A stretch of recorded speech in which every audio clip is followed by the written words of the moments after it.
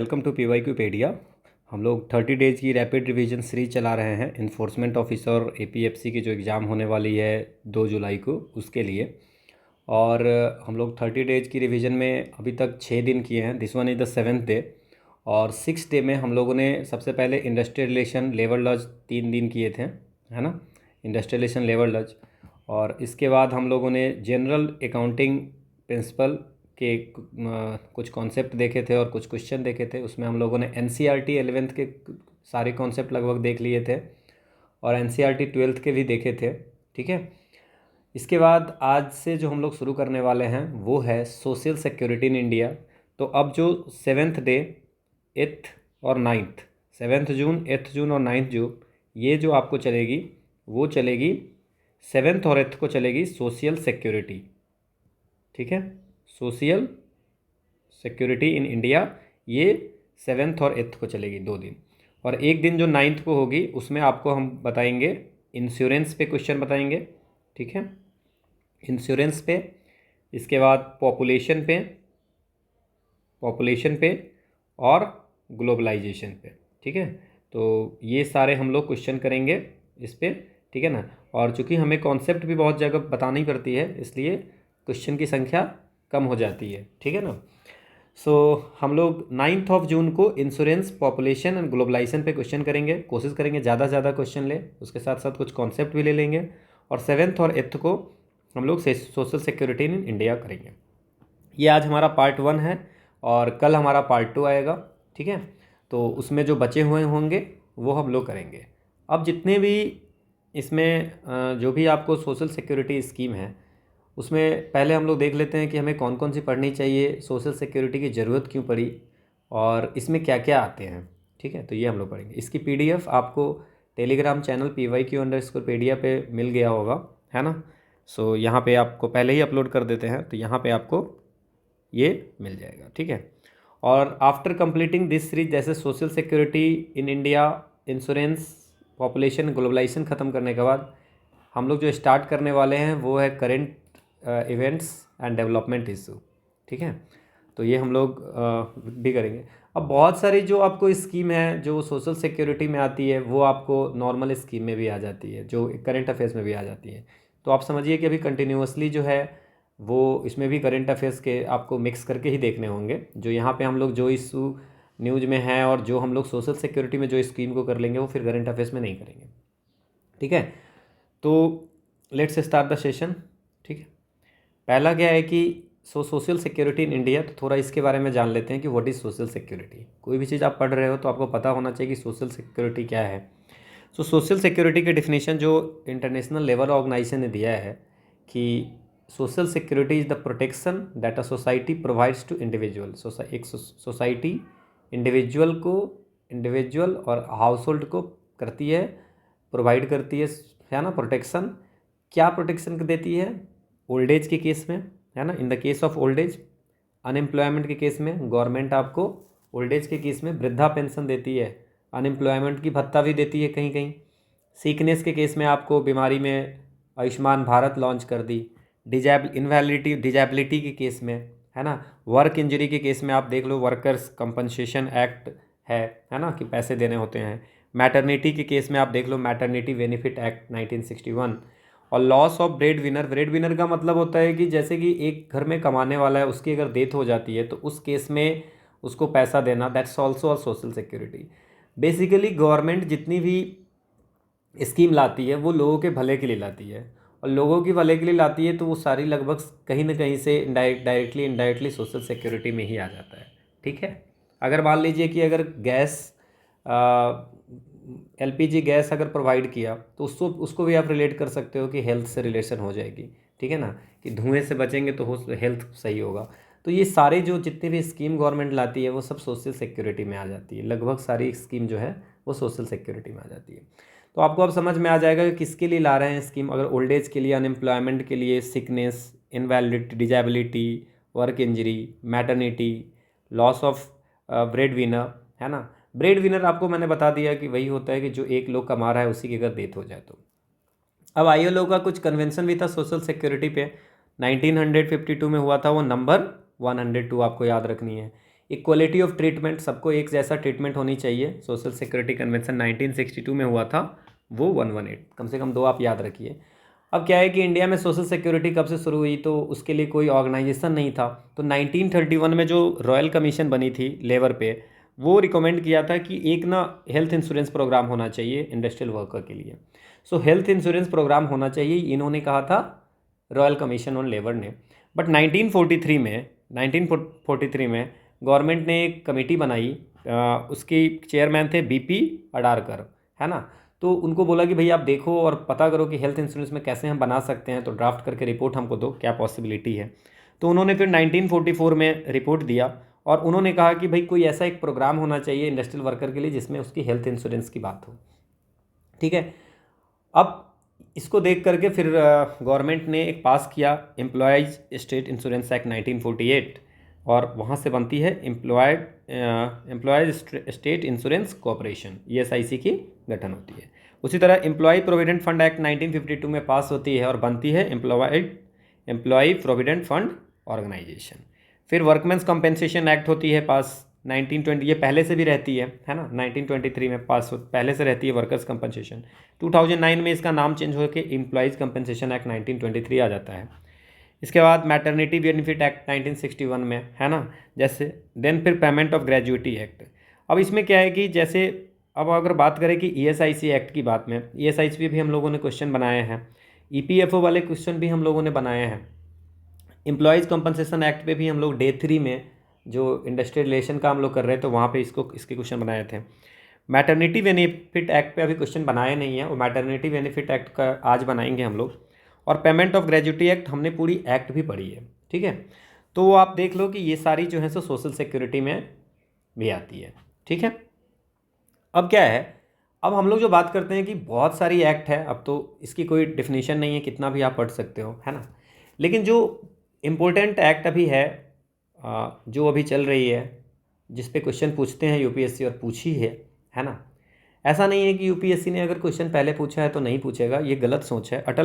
अटल pension योजना पे civil services में भी पूछा था, पता नहीं कहाँ कहाँ नहीं पूछा है। EPFO के 2 साल पेपर हुई थी, दोनों साल अटल पेंशन योजना पूछा था, और भी बहुत जगह पे अटल पेंशन योजना, NDA की एग्ज़ाम में भी अटल पेंशन योजना पूछा हुआ है। इसके बाद आप देख लीजिए प्रधानमंत्री जीवन, सबसे इम्पोर्टेंट है प्रधानमंत्री जीवन ज्योति बीमा योजना, ठीक है। इसके बाद प्रधानमंत्री सुरक्षा बीमा योजना, हम लोग आज जो करने वाले हैं इसमें से 10 आज करेंगे और 10 कल करेंगे। सो प्रधानमंत्री जीवन, और मैं पूरी डिटेल में बताऊंगा कि इस पर अगर क्वेश्चन आएगा तो आपको छूटने नहीं चाहिए। मतलब क्वेश्चन तो जो होगा, जो पिछले कुछ सालों में पूछे गए वो तो मैं करूँगा ही करूँगा, बाकी भी डिटेल बताऊँगा कि आपके क्वेश्चन नहीं छूटने चाहिए। इसके बाद हम लोग आज बात करेंगे आयुष्मान भारत पे, आयुष्मान भारत प्रधानमंत्री जन आरोग्य योजना पे। फिर हम लोग बात करेंगे अटल पेंशन योजना की हर एस्पेक्ट को। जननी सुरक्षा योजना पे अगर आपको याद होगा तो असिस्टेंट प्रोविडेंट फंड कमिश्नर की 2012 के पेपर में जननी सुरक्षा योजना पे क्वेश्चन पूछा हुआ है, और अब 2023 के सिविल सर्विसेज में पूछा है। तो प्रीवियस ईयर क्वेश्चन अगर आप पढ़ के जाते हो, आप अगर करते हो सही से, तो चांसेस बहुत ज़्यादा रहती है कि आ जाती है। तो आज हम लोग ये करेंगे। इसके बाद प्रधानमंत्री श्रम योगी मानधन भी हम लोग आज करेंगे।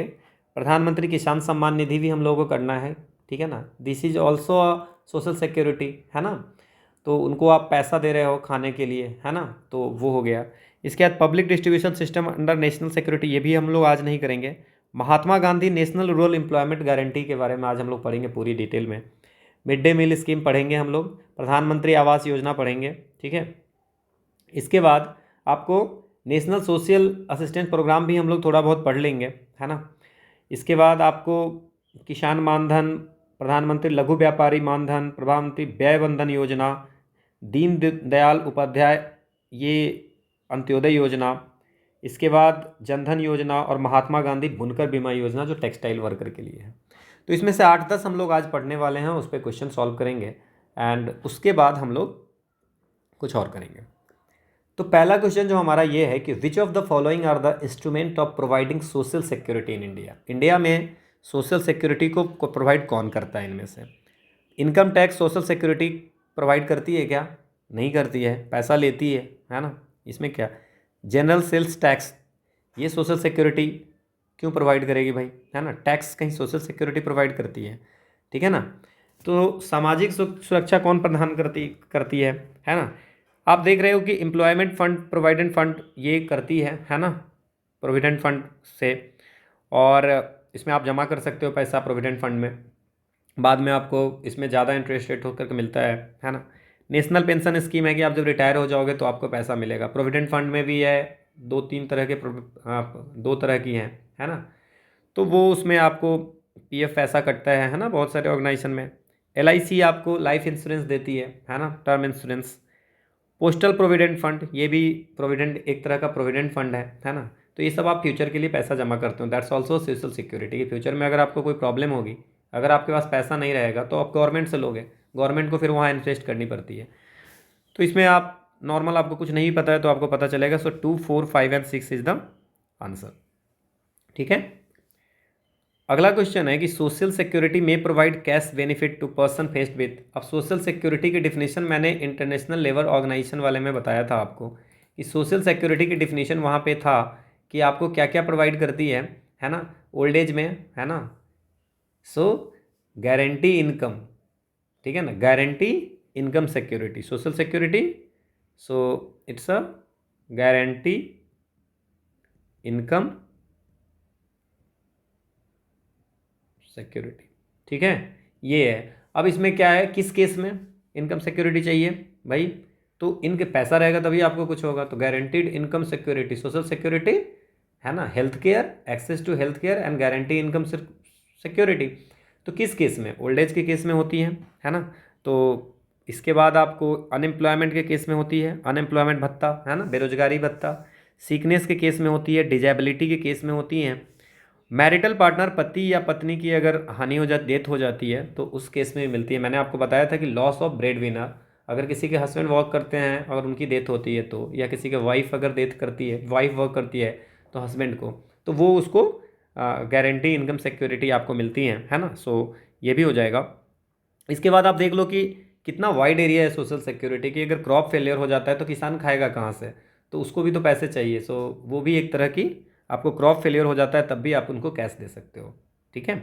सो ये सारे जो हैं वो आपको सोशल सिक्योरिटी हैं, कैश बेनिफिट एक पर्सन को मिल सकता है। ठीक है। अगला क्वेश्चन है, ये एपीएफसी 2012 का क्वेश्चन है। 2012 का क्वेश्चन है, इसमें क्या है कि which of the following legislation is comprehensive social security legislation, है ना। कौन सा कानून व्यापक समाज, इसमें सब कुछ कंसीडर कर रहा है। तो आपको पता होगा कि मैटरनिटी बेनिफिट एक्ट सिर्फ जो है सो मैटरनिटी के लिए है ना, लीव के लिए, वीमेन के लिए, है ना। The employees state insurance act जो है वो 1948 में आई थी, ठीक है ना। और एम्प्लॉयज़ कंपनसेशन एक्ट 1923 में, पहले इसका नाम वर्कमैन कंपनसेशन था, बाद में इसको 2009 में इसका नाम रख दिया था एम्प्लॉयज़ कंपनसेशन एक्ट 1923। इसके बाद employees provident fund and miscellaneous provision act, ये 1952 में आया था, जिसमें आपको पता है कि इसके ईपीएफओ का गठन हुआ था, इसके इसी एक्ट के आधार पे, और ईपीएफओ की गठन हुई थी। ठीक है। और इसके आधार पे एम्प्लॉयज़ स्टेट इंश्योरेंस कमिश्नर की गठन हुई थी, है ना, कॉरपोरेशन की गठन हुआ था। अब इसमें क्या है कि मैटरनिटी बेनिफिट एक्ट क्या करता है कि एम्प्लॉयमेंट ऑफ वुमेन, है ना, employment of women before and after child birth और मैटरनिटी बेनिफिट के लिए बात करता है ये। तो ये कम्प्रिहेंसिव हो गया ना, इसमें सारा कुछ कवर नहीं है। इसके बाद अगर बात करें कि एम्प्लॉयज़ स्टेट इंश्योरेंस, तो इसमें हम लोगों ने सबसे ज़्यादा इसमें आपको लग रहा है क्योंकि इसमें सिकनेस की भी बात की हुई है ना, मैटरनिटी की भी बात की है, एम्प्लॉयमेंट इंजरी की भी बात की है, और भी कुछ कुछ प्रोविजंस हैं। तो ये जो आपका कंप्रिहेंसिव की अगर बात करेंगे तो एम्प्लॉयज़ स्टेट इंश्योरेंस एक्ट हो जाएगा। एम्प्लॉयज़ कंपनसेशन एक्ट में होता है सिर्फ अगर मान लीजिए कि अगर एम्प्लॉय का जो है कोई एक्सीडेंट हो जाता है, इंजरी हो जाता है, तो है सिर्फ। That's means employ compensation act में सिर्फ जो है एक्सीडेंट पे है, इंजरी बाई एक्सीडेंट अगर होता है तो कॉम्पनसेशन है। मैटरनिटी में आपको वीमेन के लिए चाइल्ड बर्थ से पहले और बाद में जो मैटरनिटी बेनिफिट वगैरह की बात की गई है। Employees provident fund and miscellaneous provision act 1952 है, उसमें बात किया गया है, प्रोविडेंट फंड की बात की गई है, पेंशन फंड की, है ना, डिपॉजिट लिंक इंश्योरेंस फंड की बात की गई है। ठीक है, किसी भी इस्टेब्लिशमेंट की। तो जो सबसे ज़्यादा आपको लग रहा है कि ईएसआईसी मतलब एम्प्लॉयज़ स्टेट इंश्योरेंस एक्ट, इसमें सिकनेस की भी कवर करती है, मैटरनिटी भी, और एम्प्लॉयमेंट इंजरी भी इसमें कवर करता है। तो उसको आंसर क्या हो जाएगा, the employees state insurance act. ठीक है, ये आपको एक्सप्लेनेशन दिया हुआ है। अगला क्वेश्चन है कि the employees state insurance act 1948 covers factor, कौन कौन से फैक्टर को कवर करता है, ठीक है। सो एम्प्लॉयज स्टेट इंश्योरेंस एक्ट 1948 हमने बताया था कि ये सीकनेस, मैटरनिटी, एम्प्लॉयमेंट इंजरी, ये सब को कवर करता है जहाँ 10 से ज़्यादा लोग होंगे, 10 और मोर पर्सन होंगे वहाँ पे। नाउ आप देख सकते हैं फैक्ट्रीज एंड एस्टैब्लिशमेंट विथ 10 और मोर एम्प्लॉय, बिल्कुल सही है, 10 या 10 से अधिक एम्प्लॉय होगी वहाँ पे employees state insurance act 1948 valid होता है। Provision of comprehensive medical care to employ and their family, बिल्कुल ESIC, जो लोग के फैमिली में कोई होंगे उनको पता होगा कि एम्प्लॉयज स्टेट इंश्योरेंस में, ESIC में कॉम्प्रिहेंसिव मेडिकल केयर है एम्प्लॉय की भी और उनकी डिपेंडेंट जो भी फैमिली होंगी वो भी। Provision for cash benefit during sickness and maternity, इसमें पैसे का ही व्यवस्था है कि मैटरनिटी के टाइम में कैश की व्यवस्था भी है और सिकनेस के समय में और मैटरनिटी के समय में नकद लाभ का भी उपलब्ध है। Monthly payment in case of death, अगर डेथ होती है तो इसमें मंथली पेमेंट की भी प्रोविजन है। So the answer is 1, 2, 3 and 4, ठीक है। ये आपको एक्सप्लेनेशन था। अगला है कि for the first time in India medical benefit as non cash benefit was provided under, किस एक्ट के तहत, है ना, मेडिकल बेनिफिट को नॉन कैश बेनिफिट के, मतलब आपको कैश नहीं भी है। अब इसमें एक किसी ने क्वेश्चन पूछा था कि आप कह रहे हो कि monthly payment, provision of cash benefit during, इसमें कैश दे रहे हैं और यहाँ पे नॉन कैश है, बिल्कुल। अब कुछ चीज़ें हैं जहाँ पे उनको कैश भी मिल रही है, कैश भी दे रहे हैं, है ना, इलाज कराने के लिए। और अगर आप बात करते हैं कि अगर नॉन कैश बेनिफिट भी है कि मतलब आपकी हॉस्पिटल है, वहाँ जा कर के आप बिना पैसे का भी कर सकते हो। सो गैर नकदी लाभ के रूप में चिकित्सा लाभ भारत में पहली बार कहाँ पे हुआ था, किस एक्ट के तहत है, the employees state insurance act के तहत। इसकी अपनी हॉस्पिटल भी है अगर आपको पता हो तो, ठीक है। ये आपको एक्सप्लेनेशन है। अगला क्वेश्चन है कि what are the disadvantage of provident fund. अब प्रोविडेंट फंड के डिसएडवांटेज क्या है। तो पहला ऑप्शन है कि money is inadequate for risk occurring early in a working life. क्या है, कामकाजी जीवन के प्रारंभ में घटित होने वाले जोखिमों के लिए धन अपर्याप्त होता है। अब जैसे आज से आप प्रोविडेंट फंड में पैसा रखना शुरू किए तो ये आपको एक लॉन्ग टर्म की है, अगर लॉन्ग टर्म में रखते हो पैसा तभी आपको बेनिफिट है। अगर मान लीजिए कि अगर आज आपको कुछ हो जाता है तो उसमें जो है सो आपके पैसे कम जमा हुए हैं, तो कम जमा हुए हैं तो उसके आउटपुट उतने मिलते नहीं हैं, है ना। So money is inadequate for risk occurring early, अगर आपको अर्ली मतलब कि वर्किंग लाइफ में अर्ली मतलब कि 5 साल 4 साल ऐसे अगर कुछ हो जाता है तो आपको उसके फ़ायदा नहीं है, तो उसमें उतने पैसे पर्याप्त होता नहीं जिससे कि आपका जो भी नॉमिनी होगा, जो भी आप पे डिपेंडेंट होगा, उसका कुछ हो सकता है। सो प्रोविडेंट फंड का सबसे बड़ा डिसएडवांटेज ये है। दूसरा, inflation erodes the real value of saving. अब ये क्या होता है इन्फ्लेशन, अब अगर आपको इकोनॉमी पता होगा तो inflation erodes the real value, इसका क्या मतलब हो गया। जैसे मान लेते हैं कि अगर आप आज की जो वैल्यू है ना, तो इन्फ्लेशन से क्या होता है, महंगाई बढ़ गई। अब मान लीजिए कि आज 100 रुपया है आपके पास में और आप क्या कर रहे हो कि 100 रुपये में 25 रुपये केजी चीनी है, ठीक है ना, शुगर जो है 25 रुपये केजी है, तो 25 रुपये केजी है, ठीक है, 25 रुपये पर केजी, तो आप कितना केजी खरीद लोगे, 4 केजी शुगर खरीद पा रहे हो, ठीक है। तो इस समय में जब आपकी 25 रुपये शुगर है तो आप खरीद रहे हो।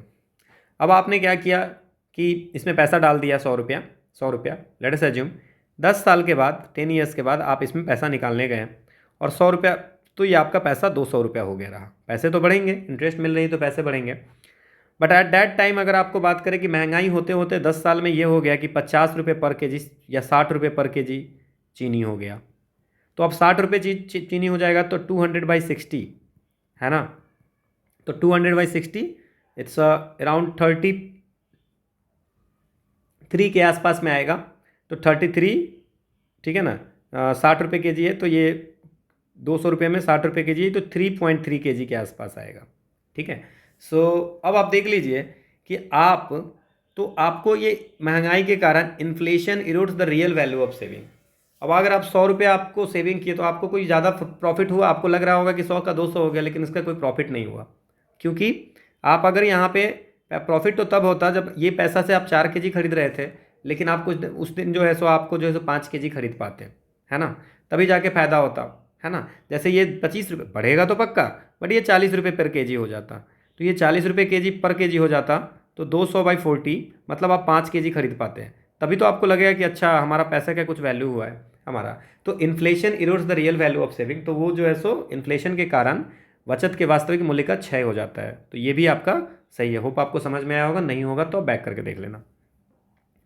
It generate force saving that can be use to finance nationally. Forced मतलब अनिवार्य है, करना ही है, ऐसा कुछ नहीं है। आपको मन है कीजिए, नहीं करना है तो मत कीजिए, है ना। So the answer is 1 and 2। Hope आपको समझ में आया होगा। अगला है कि which of the following is are social security scheme. अब हमने बताई थी कि सोशल सिक्योरिटी स्कीम कौन कौन है। तो इसमें पूछ रहा है कि अटल पेंशन योजना बिल्कुल सोशल सिक्योरिटी स्कीम है। प्रधानमंत्री जीवन ज्योति बीमा योजना सोशल सिक्योरिटी स्कीम है। प्रधानमंत्री सुरक्षा बीमा योजना सोशल सिक्योरिटी स्कीम है। मतलब इनमें से तीनों जो हैं वो सोशल सिक्योरिटी स्कीम है। इसमें सिर्फ ये पूछा गया है, और ये यूपीएससी की पूछी हुई क्वेश्चन है कि which of the following is are social security scheme. तो ये हो गया आपका। अगला क्वेश्चन है which one of the following is the correct set of contingency identified by William Beveridge in his comprehensive social security scheme. So William Beveridge के द्वारा जो है सोशल सिक्योरिटी स्कीम के बारे में कुछ बताया गया है। तो वेवरिज जो है एक रिपोर्ट बनाई थी, है ना। उस रिपोर्ट का नाम था social insurance and allied services, ठीक है। और ये जो है सो रिपोर्ट पब्लिश हुई थी 1942 में, है ना। और ये गवर्नमेंट रिपोर्ट थी, है ना। और इसी से आपको ये founding of the welfare state, United kingdom में वेलफेयर स्टेट का फाउंडिंग का ये है, इन्फ्लुएंस किया था, है ना। Influential in founding of the welfare state in the United kingdom. अब इन्होंने कहा था कि जो सोशल वेलफेयर है ना, तो उन्होंने 4 प्रॉब्लम बताई थी, है ना। पुनर्निर्माण की राह पर 5 प्रॉब्लम, है ना। क्या क्या था उस, एक था वांट मतलब अभाव है ना। तो अभाव है, डिजीज है, वांट डिजीज, इसके बाद इग्नोरेंस, हाँ अनविज्ञता, स्क्वेलर का मतलब गंदगी, और आइडलनेस का मतलब निष्क्रियता। ये उन्होंने कहा था, आप ये याद कर लो कि 5 giants on the road of the construction is this want disease ignorance squalor and idleness, ठीक है। तो ये आपको याद रखना है। इन्होंने social insurance and allied services पे गवर्नमेंट एक रिपोर्ट बनाया था कि प्रॉब्लम कहाँ है ना। Who propose wide spread reforms to the system of social welfare to address what he identify as 5 giants on the road of reconstruction. पुनर्निर्माण की राह पे 5 दिग्गज कौन कौन, want disease ignorance squalor and idleness. आप बस इसको याद कर लें, यूपीएससी का पूछा हुआ क्वेश्चन है, रिपीट कर सकता है। So the idea of social justice requires that, ठीक है। So idea of social justice require, अब सोशल जस्टिस होता क्या, ये एनसीईआरटी से क्वेश्चन लिया गया हुआ है। Social justice is a justice in terms of distribution of wealth, distribution of opportunity and privilege, ठीक है ना, with in a society. Society के अंदर में जो वेल्थ का डिस्ट्रीब्यूशन होगा या अपॉर्चुनिटी सबको बराबर मिलनी चाहिए, है ना, और प्रिविलेज होगा उसकी विद इन अ सोसाइटी, वो बोलते हैं social justice. Justice in terms of distribution of wealth, distribution of opportunity, distribution of privilege, ठीक है। अब इसमें क्या कहता है, the idea of social justice requires that equal treatment be supplemented with principle of proportionality, due and equal consideration is given to all individual, equality of treatment with transcendent to recognise special needs. Now 3 principle होते हैं justice के। एक होते हैं equal treatment of equal. क्या होता है, equal treatment of equal. ये क्या कहता है, 3 प्रिंसिपल होते हैं इसके। इक्वल ट्रीटमेंट ऑफ इक्वल मतलब कि पीपल, लोगों को, है ना, एक जैसा समझा जाए, है ना। So due and equal consideration given to all individual, सभी व्यक्तियों को उचित तथा समान महत्व देना चाहिए। तो एक प्रिंसिपल तो ये कहता है। दूसरा कहता है कि recognition of special need, recognition of special need मतलब आपको ध्यान देना है कि जिसको रियल में ज़रूरत है ना। ये प्रिंसिपल कहता है कि रिवार्ड्स या कोई भी डिस्ट्रीब्यूट अगर आप कुछ कर रहे हो, है ना, कोई भी डिस्ट्रीब्यूशन ऑफ वेल्थ या कुछ भी कर रहे हो, अपॉर्चुनिटी कर रहे हो, तो आपको ये भी देखना है कि किनको ज़्यादा ज़रूरी है। सो पहले आपको जिसको ज़्यादा ज़रूरी है उनको पहले देखना है ना। सो ये कहती है, so equality of treatment be transgender to recognise special needs, विशेष आवश्यकताओं को मान्यता देने के लिए व्यवहार की समानता से आगे बढ़ा जाए। मतलब कि ठीक है इक्वलिटी तो करनी है, लेकिन कहीं पे ऐसा है जो इसको ज़रूरी रियल में ज़रूरत है, तो उसको थोड़ा सा आप उसको साइड करके आप इसको पहले प्राथमिकता दें। वन इज जो है दो, तो दो हो गया। तीसरा है प्रोपोर्शनिएट जस्टिस। ठीक है, अब मान लीजिए प्रोपोर्शनेट जस्टिस क्या होता है कि किसी को आप रिवार्ड दे रहे हो, है ना, सो उस प्रोपोर्शन में दे जिसमें उसके जैसी उसकी क्वालिटी है। So equal treatment be supplemented with the principle of equal treatment तो करनी है, लेकिन इसका ये मतलब नहीं है कि डॉक्टर को जो पैसा दे रहे हैं वही आप जो है सब अनऑर्गेनाइज सेक्टर में कोई वर्क कर रहा है उसको देंगे, है ना। सो प्रोपोर्शनलिटी में ये हो गया, है ना, equal treatment be supplemented, equal treatment तो करना है, लेकिन जिसका जो जिसकी क्वालिटी है ना। अब स्किल लेबर है और अनस्किल लेबर है, तो दोनों को आप इक्वल तो कर पैसा नहीं दे सकते हो ना। ग्रुप ए सर्विस है और ग्रुप बी सर्विस है और ग्रुप सी और ग्रुप डी, ठीक है ना। आप कहोगे कि सोशल जस्टिस के नाम पे हम सबको एक जैसा सैलरी देंगे, तो ये पॉसिबल है? तो जिसकी जैसी होती है क्वालिटी, जिसकी जो एजुकेशन है, उसको तो बोलते हैं इक्वल ट्रीटमेंट तो करनी है, बट उसके साथ सप्लीमेंटेड विथ प्रिंसिपल ऑफ, ये भी ध्यान रखना है, principal of proportionality. Clear? So answer क्या हो गया? सारे सही है। ये तीन होते हैं जस्टिस की प्रिंसिपल, ये आपको पूरी लिखी हुई है।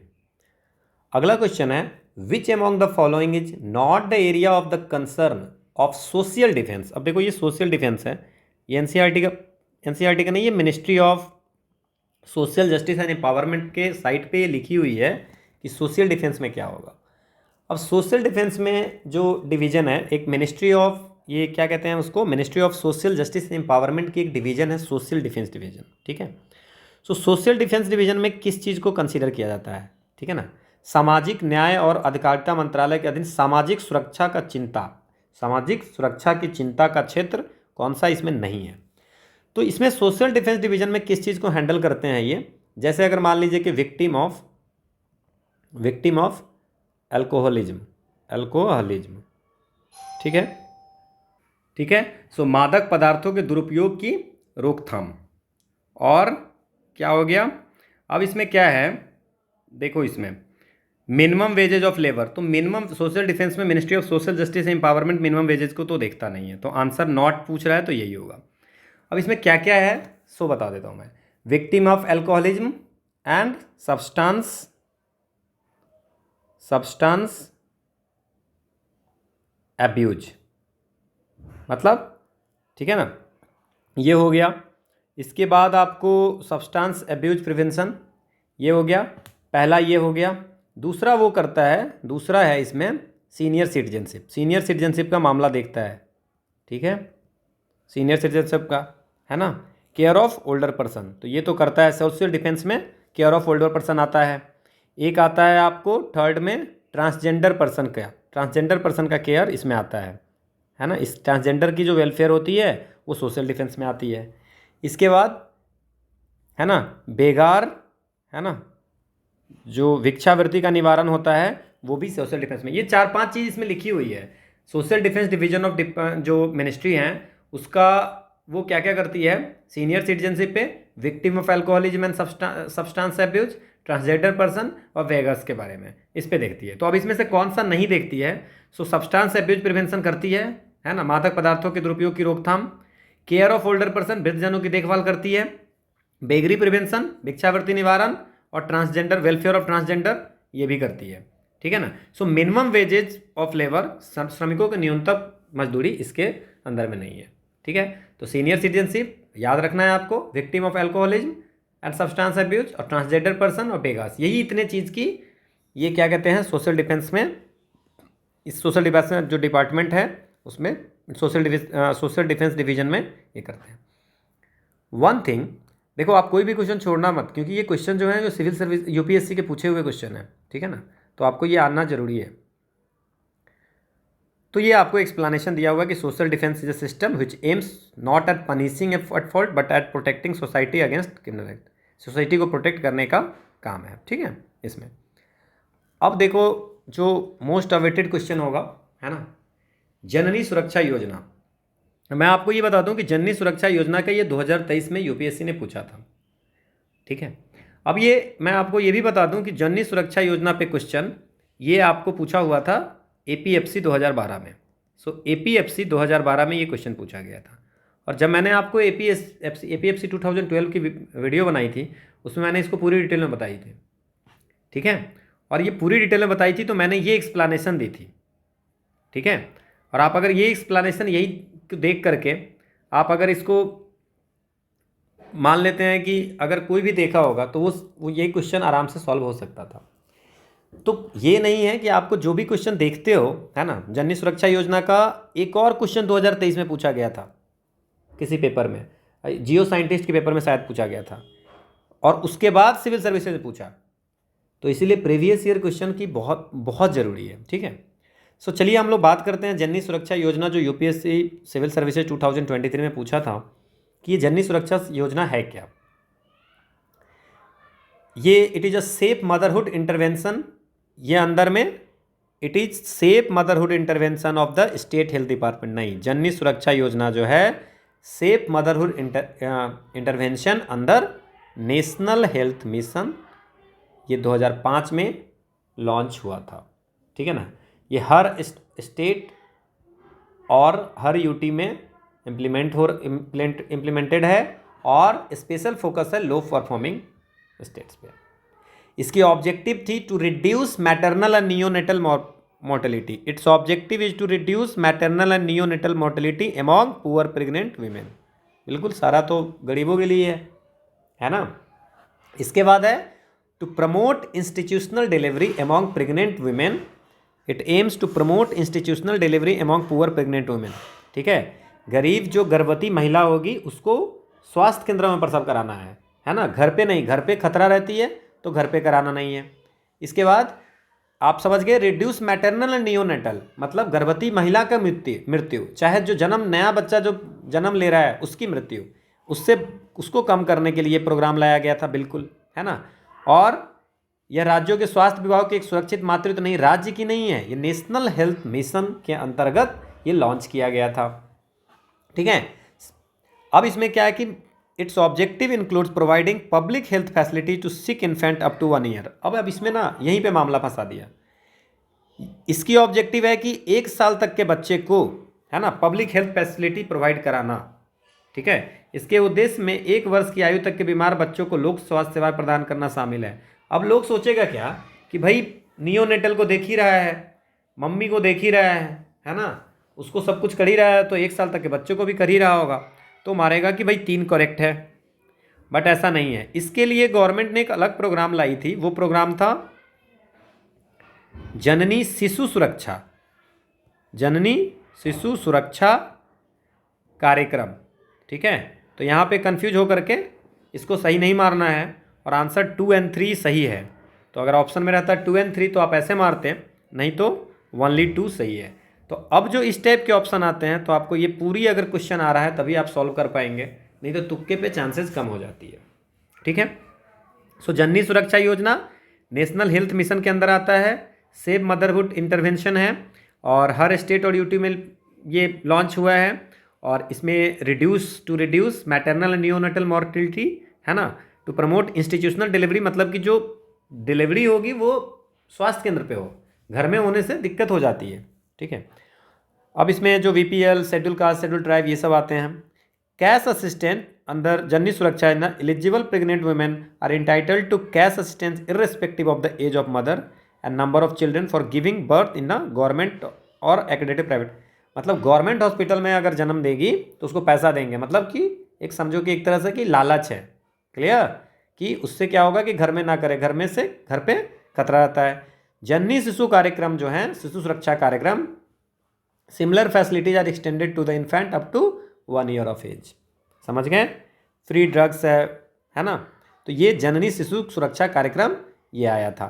फ्री एश्योर्ड ट्रांसपोर्ट है, क्लियर। अब APFC में जो क्वेश्चन पूछा था उसमें क्या था, द एंडेवर ऑफ जननी सुरक्षा योजना प्रोग्राम इज टू, है ना, क्या काम था, प्रमोट इंस्टीट्यूशनल डिलीवरी, बिल्कुल सही है।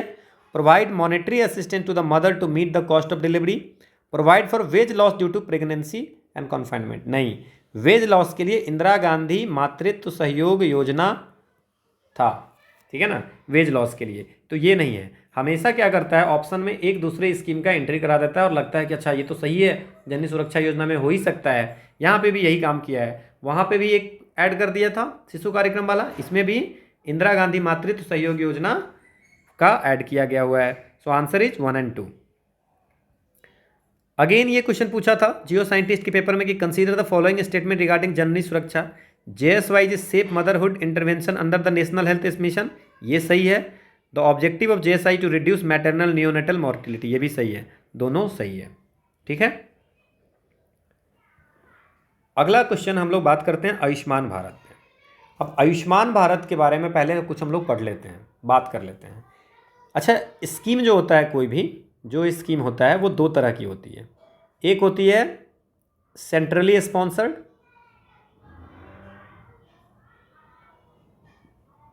एक होता है central sector.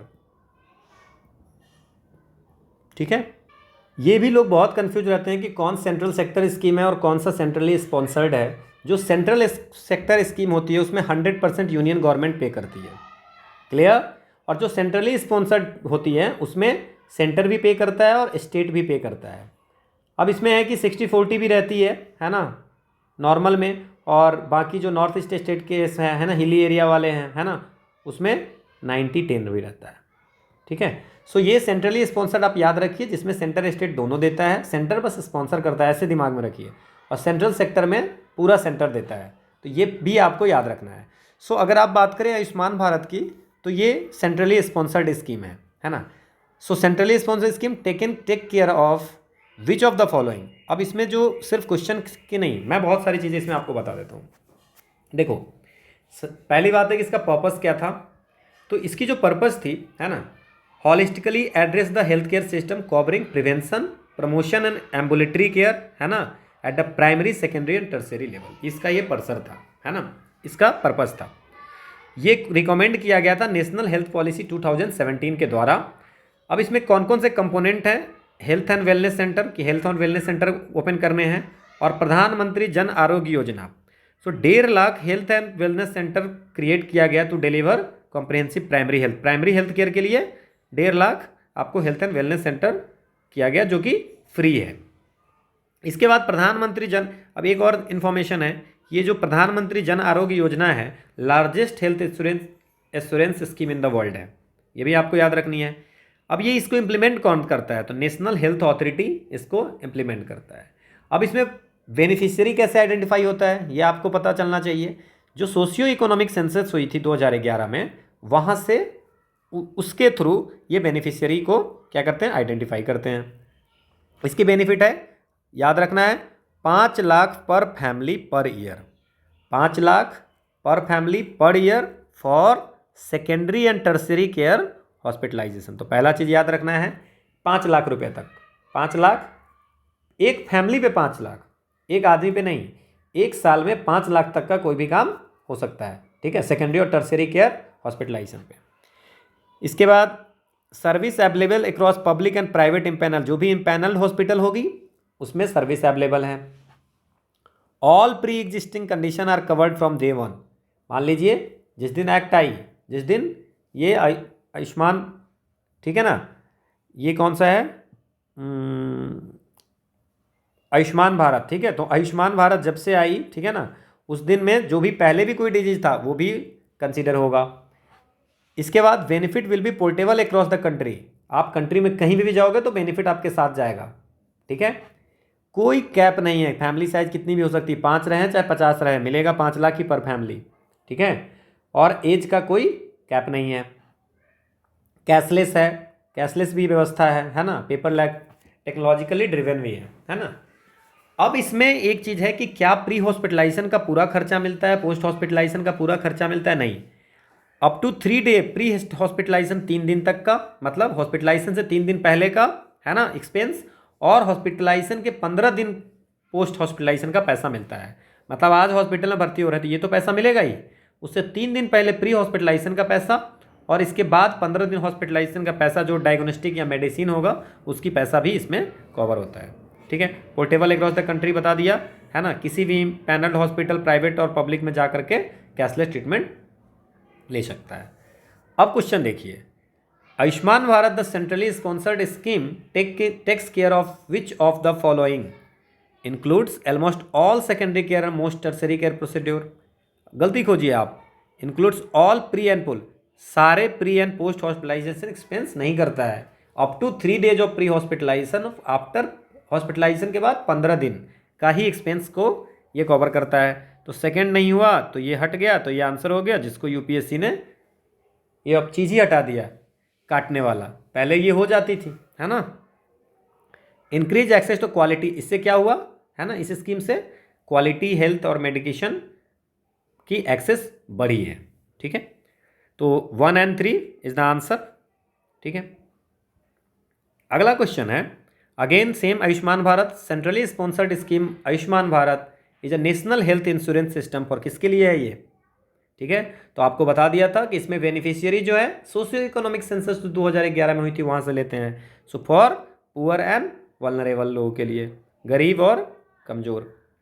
Again question on Ayushman Bharat, which one of the following is not a feature of the Ayushman Bharat scheme. कौन सा आयुष्मान भारत स्कीम का फीचर नहीं है। There is no cap on family size and age, बिल्कुल मैंने कहा था कि फैमिली साइज पे कोई कैप नहीं है। The scheme includes pre and post hospitalisation, बिल्कुल pre and post hospitalisation expense तो देती है, बट 3 दिन प्री की देती है और 15 दिन पोस्ट की देती है। अ डिफाइंड ट्रांसपोर्ट अलाउंस पर हॉस्पिटलाइजेशन विल ऑल्सो भी पेड टू दे। आपको एम्बुलेटरी की बात की थी हम लोग कि एम्बुलेंस की भी पैसा देती है ना। इसमें बताया था मैंने कि holistically address the health care system covering prevention promotion and ambulatory care, तो इसका भी पैसा देगा, बिल्कुल सही है। The scheme provides a benefit cover of 10 lakh per family, मैंने कहा था ये 5 लाख है। सो नॉट करेक्ट पूछा है, तो आंसर क्या हो जाएगा, डी। ठीक है, अब जब आयुष्मान भारत कर रहे थे तो साथ साथ में एक और क्वेश्चन ले लेते हैं। With reference to Ayushman Bharat digital mission consider the following statement. Ayushman Bharat digital mission के बारे में, अब आयुष्मान भारत डिजिटल मिशन जो है उन्होंने कहा था कि एक डिजिटल हेल्थ आईडी बना देंगे। बोला इससे क्या फ़ायदा होगा, जैसे मान लीजिए कि हम अगर दिल्ली में दिखाए हैं, ठीक है, और दिल्ली से हमें नागपुर में दिखाने हैं, मुंबई में दिखाने हैं, तो हमारे उस आईडी पे हमारी सारी रिपोर्ट्स होगी। तो वो हॉस्पिटल को या इंश्योरेंस फर्म को उसको एक्सेस करने में हेल्थ रिकॉर्ड्स को इलेक्ट्रॉनिकली सही रहेगा पूरे सिटीजन को। तो ये इनका एम यही था। अब इसमें क्या है कि जो आयुष्मान भारत डिजिटल मिशन था ये मैंडेटरी नहीं था, ना ही हॉस्पिटल के लिए ना ही पर्सन के लिए, वॉलंटरी है कि आपको मन है तो आप ये आईडी बनवा लीजिए। ठीक है, इससे वही होता कि मेडिकल रिकॉर्ड जितनी भी होती, अगर मान लीजिए कि हेल्थ आईडी अगर एक ही रहेगा किसी का, तो इस हॉस्पिटल में जाओ तब भी उसको वो आईडी एक्सेस हो जाएगा यहाँ पे, है ना। वैसे आपके हॉस्पिटल में जाते हो तो उस हॉस्पिटल की अपनी होती है रिकॉर्ड सारी। इसके बाद अब इससे फ़ायदा क्या होगा कि पोर्टेबिलिटी होगा, कहीं पे भी जाओगे। मैंने कहा कि दिल्ली में हो आप, नागपुर चले गए, मुंबई चले गए, है ना, उड़ीसा चले गए, कहीं भी जाओ आप। ठीक है, तो अब इसमें पूछ रहा है कि private and public hospital must, देखो एक्सट्रीम वर्ड है मस्ट, प्राइवेट अस्पतालों और सरकारी अस्पतालों को इसे अवश्य अपनाना चाहिए। ठीक है ना, सो मस्ट अडॉप्ट इट। ठीक है, देखो हिंदी इंग्लिश में कितना फ़र्क हो जाता है। Private and public hospital must adopt it, और प्राइवेट अस्पतालों और सरकारी अस्पतालों इसे अवश्य बनाना चाहिए। As it aims to achieve universal health coverage every citizen of India should part of it ultimately.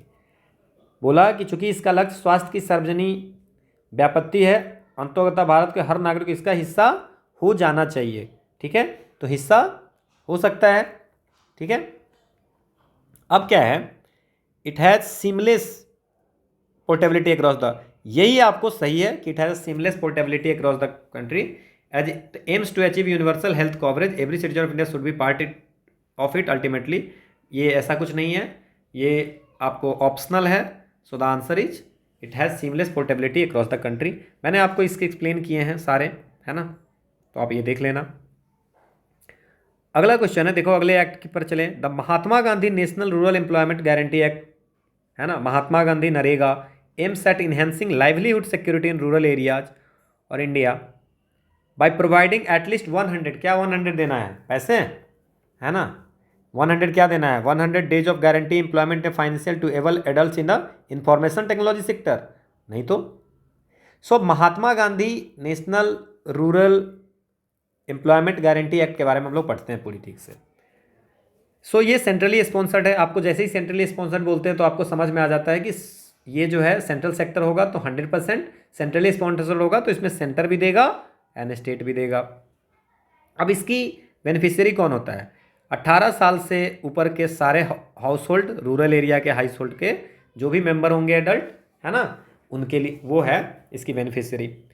ये था पर्पस थी कि सप्लीमेंट्री लाइवलीहुड इन रूरल एरियाज, है ना, अनस्किल्ड, आप याद रखना, अनस्किल्ड मैनुअल वर्क, है ना, इसको जो है सो सप्लीमेंट करना था अनस्किल्ड मैनुअल वर्क में। अब इसकी सोशल ऑडिट कौन करता है? ग्राम सभा करता है, ये भी याद रखना, है ना, सोशल ऑडिट इसकी जो होती है वो ग्राम सभा करता है। इसके बाद इसमें क्या है कि 100 डे, कम से कम 100 दिन गारंटीड वेज एम्प्लॉयमेंट देनी है। अगर मान लीजिए कि आप गए, बोले कि हमको एम्प्लॉयमेंट चाहिए, वो नहीं दे पाया, तो आपको 15 दिन के अंदर में आपको काम नहीं दिया तो उनको देना पड़ता है एम्प्लॉयमेंट अलाउंस। ठीक है, आप गए, बोले कि हमको काम चाहिए, है ना, नरेगा में, और वहाँ पे वो उसके पास काम नहीं रहा, वो काम 15 दिन तक आपको नहीं दिया, जिस दिन डिमांड किए उसके 15 दिन तक नहीं दिया, तो वो देता है आपको अनएम्प्लॉयमेंट अलाउंस। एडिशनल एम्प्लॉयमेंट, अगर मान लीजिए कि कोई नेचुरल कैलेमिटी आ जाती है ना, तो उस केस में 50 दिन की वेज आपको वो पैसे दी जाती है ना, फाइनेंशियर में।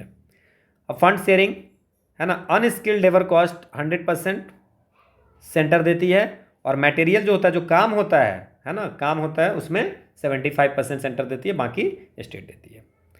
इसमें क्या है कि 1/3 जो बेनिफिशियरी होगा वीमेन होना चाहिए।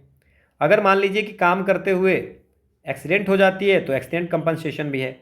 एक्स ग्राटिया मतलब कि आप जैसे बाई फेवर में, मतलब जैसे आपका कुछ हो गया, है ना, परमानेंट डिजेबिलिटी हो गया, तो एक जगह एक साथ में पैसा कुछ मिल जाएगा। ये हर पूरे कंट्री में इसका जो है सो कवरेज है, जहाँ पे बस सिर्फ 100, जहाँ वो डिस्ट्रिक्ट जहाँ पे 100% अर्बन पॉपुलेशन है वहाँ पे इसकी कवरेज नहीं, बाकी हर जगह पूरे देश में इसकी है। ठीक है, जब काम खत्म हो जाता है उसके 15 दिन के अंदर वेज भी देने हैं, है ना, और वेज इक्वल होगा, ऐसा नहीं कि वीमेन को कम देना है मेन को ज़्यादा देना है, या ऐसा कुछ नहीं है। मुझे लगता है इतना आप समझ गए तो आप क्वेश्चन बनाने लायक आप हो गए। सो नरेगा जो है, enhancing livelihood security in rural areas, providing at least 100 days of guarantee employment in financial to able adult in information technology. Unskilled लोगों को ले जाकर के इन्फॉर्मेशन टेक्नोलॉजी में ले जाओगे, ये गलत है। Days of guarantee wage employment financial to adult members of a rural household, किसी भी रूरल हाउस होल्ड के जो एडल्ट मेंबर होंगे उनको 100 दिन की वेज एम्प्लॉयमेंट, पैसा दे एम्प्लॉयमेंट की गारंटी है ये। ठीक है ना। मील्स टू चिल्ड्रन, खाना के लिए तो है नहीं। Employees of 100 employees of rural development scheme in financial है, 100 लोगों को देना है, ऐसा कुछ नहीं है। जो भी 18 प्लस होगा और जो चाहेगा, ऐसा नहीं कि ज़बरदस्ती, ठीक है ना, उनको मिल जाएगा ये काम। तो ये Mahatma Gandhi national rural employment guarantee. अब एक क्वेश्चन इस पे और है कि which one of the following statement with regard to the national rural employment guarantee act is correct, कौन सा सही है? इट इंश्योर 175 डे, नहीं, it ensures 100 days of employment to needy person in rural areas. It gives higher wages to women worker, मैंने पहले ही बता दिया कि इक्वल वेज होती है, ये भी गलत है। People are generally given both skilled and, इसे मैंने कह दिया था कि स्किल्ड वर्कर इसमें नहीं होता है, अनस्किल्ड वर्कर होता है। ठीक है। This is implement only in rural area, बिल्कुल रूरल में। अगर 100% अर्बन पॉपुलेशन होगा तो वहाँ पे इम्प्लीमेंट नहीं होगा। Again Mahatma Gandhi national rural employment guarantee पे है क्वेश्चन, नरेगा पे। So which one of the following is not an objective, कौन सा ऑब्जेक्टिव नहीं है? Providing up to 100 days of skilled labour in a financial year, देख लो स्किल्ड है, अनस्किल्ड लेबर की बात हो रही है ना।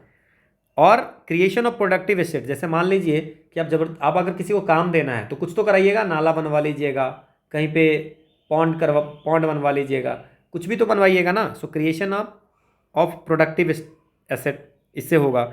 इनहेंसिंग और लाइवलीहुड सिक्योरिटी भी होती है, कुछ एसेट्स भी बन जाता है उससे, है ना। इंश्योरिंग एम्पावरमेंट, और वीमेन 1/3 करना है तो वीमेन को भी आप एम्पावर कर रहे हैं, तो ये तीनों तो सही है। लेकिन प्रोवाइडिंग अप टू 100 डेज तो देनी ही है, लेकिन अनस्किल्ड लेबर को, तो ये हो जाती है गलत।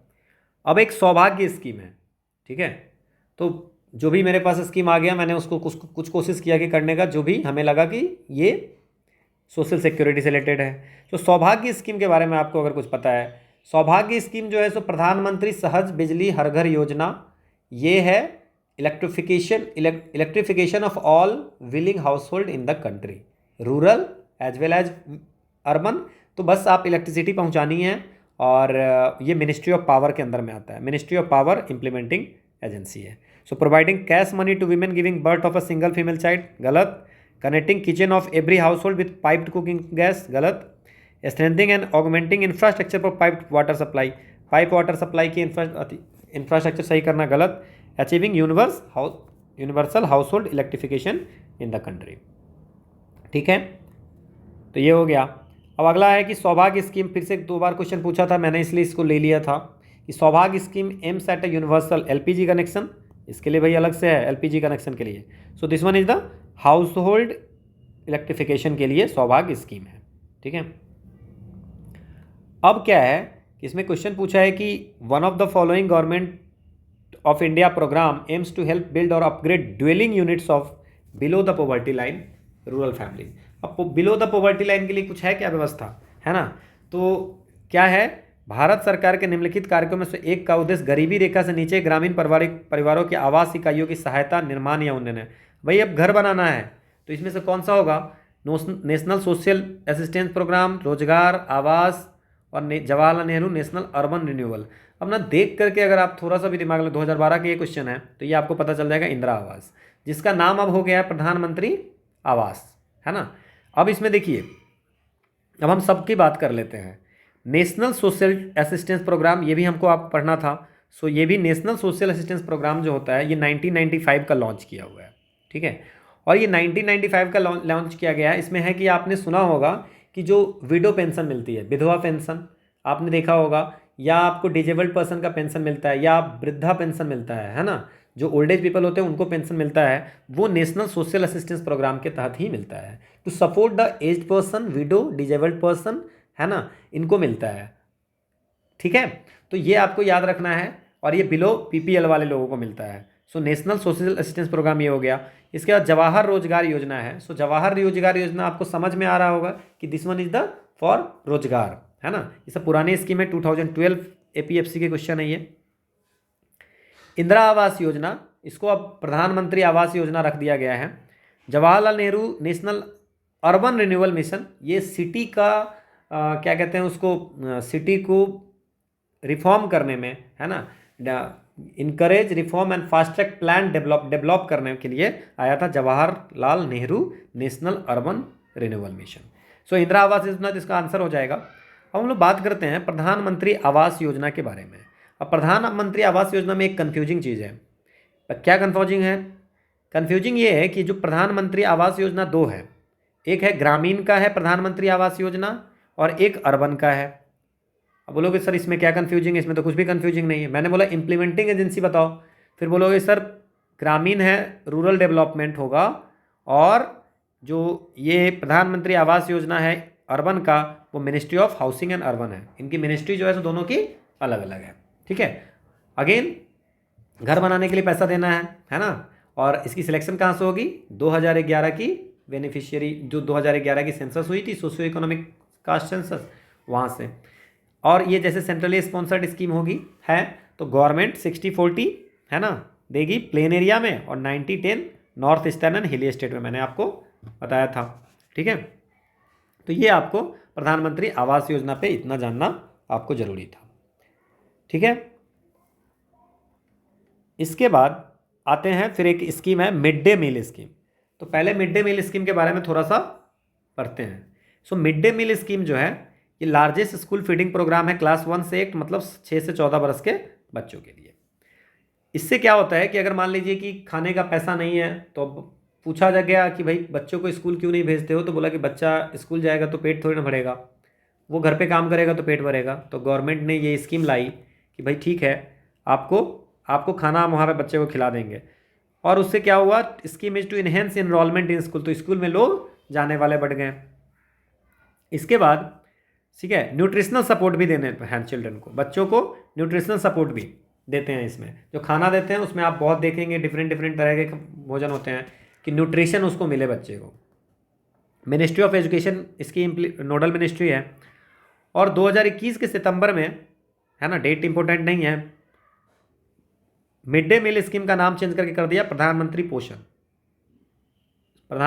पोषण शक्ति निर्माण और ये कौन कौन से जगह पे है, गवर्नमेंट स्कूल हो, गवर्नमेंट एडेड स्कूल हो, या लोकल अथॉरिटी का कोई स्कूल हो, ये सब जगह पे ये एप्लीकेबल है ना। मैंने कहा दिया था कि ये भी सेंट्रली स्पॉन्सर्ड स्कीम है, मीन्स कि सेंट्रल और स्टेट दोनों इसमें पैसा देते हैं, ठीक है। अब हम लोग क्वेश्चन देखते हैं।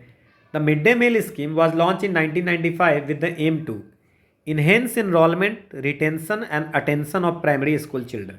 बच्चे को इनरोलमेंट बढ़े, है ना, और फिर वो रहे भी, क्योंकि खाना मिलेगा तो इसलिए उसको रहना पड़ेगा, है ना। So enhancement, enrolment, retention, attention of primary school children, तो ये सही है। Improve the nutritional status of, तो इसमें अगर आप खाना देखते हो हर दिन डिफरेंट होता है, तो न्यूट्रिशन की देखकर, न्यूट्रिशन के अनुसार से बनाया जाता है डोज, तो न्यूट्रिशनल स्टेटस भी इम्प्रूव करेगा। अपने घर पे पता नहीं क्या खाता है, अगर स्कूल में देंगे तो पूरी सोच समझ के देंगे। Improve the habit of reading in rural house hold, ये कोई इसका एम नहीं है ना, कि पढ़ने की हैबिट को ठीक करनी है, तो ये हो गई गलत। Encourage the use of tiffin box, tiffin box को इनकरेज करना, तो ये भी गलत हो गया। सो 1 और 2 इज द आंसर। अगला फिर से क्वेश्चन है कि which one of the following types of school is not covered. मैंने कहा government school, government aided school और लोकल बडे स्कूल, ये सब कवर्ड है, प्राइवेट स्कूल इसमें कवर नहीं है। तो इतने आसान क्वेश्चन भी पूछती है यूपीएससी, ठीक है। How does national rural livelihood mission seek to improve livelihood option of rural poor. अब एक मिशन है नेशनल रूरल लाइवलीहुड मिशन, ये भी सेंट्रली स्पॉन्सर्ड स्कीम है, और ये एक पॉवर्टी, गरीबी हटाओ मतलब प्रोग्राम था, पॉवर्टी एलिवेशन प्रोग्राम था। ये मिनिस्ट्री ऑफ रूरल डेवलपमेंट के अंदर आता है, मिनिस्ट्री ऑफ रूरल डेवलपमेंट के इसमें क्या कहते हैं, मिनिस्ट्री ऑफ रूरल डेवलपमेंट इसको इम्प्लीमेंट करती है। To reduce the poverty by enabling the poor household to access gainful self employment को ये क्या कहते हैं, प्रमोट करता है रूरल पे, रूरल में सेल्फ एम्प्लॉयमेंट को, कि आप मतलब कि सेल्फ हेल्प ग्रुप बना लो, वहाँ से कुछ बनाओ, है ना, या उसमें क्या, उसमें ट्रेनिंग देना, है ना, building strong grassroot institution of the poor, है ना, तो ये सब सिखाना इसके अंदर आता है, नेशनल रूरल लाइवलीहुड मिशन के अंदर में। इसकी बाद में नाम चेंज कर दिया गया, दीनदयाल अंत्योदय योजना कर दिया गया था, है ना, बाद में, ठीक है। Which one of the following statement about Deendayal Antyodaya योजना इज नॉट करेक्ट। अच्छा, पहले पहला क्वेश्चन कर लेते हैं हम लोग। By setting up large number of new manufacturing industry and agri business centre in rural area, मतलब आप नेशनल रूरल लाइवलीहुड मिशन के बारे में समझ गए हैं। सो लाइवलीहुड को इम्प्रूव करने के लिए सेल्फ एम्प्लॉयमेंट को, सेल्फ हेल्प ग्रुप को प्रमोट करना था, उसको ट्रेनिंग देनी थी, स्किल ट्रेनिंग देनी थी। और इसमें बोल रहा है कि मैन्युफैक्चरिंग इंडस्ट्रीज को, large number of new manufacturing industries को सेट करना इसका उद्देश्य था, है ना, रूरल एरियाज में। ये गलत है ना। ये सेल्फ एम्प्लॉयमेंट की बात कर रहा था कि हम उसको स्किल्ड बनाएंगे जिससे कि वो सेल्फ एम्प्लॉयमेंट होगा, तो पहला हो गया गलत, है ना।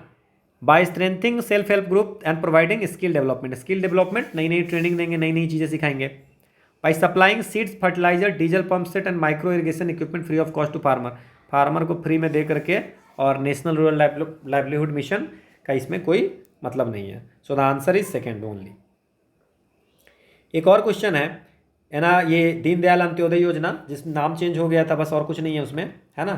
सो दीनदयाल अंत्योदय योजना में क्या है, it is a livelihood mission aiming at elevation of rural property, है ना। नॉट पूछ रहा है, देख लो, नॉट करेक्ट, ठीक है ना। तो इसमें क्या हो जाएगा, ये it is a livelihood mission aiming at elevation of rural property बिल्कुल सही है। It seeks to mobilise about 9 crore household into community, about crore household 9 crore household, 9 crore household into community institution like self help groups, ये भी सही है ना। इनको है कि सेल्फ हेल्प ग्रुप में लाना है।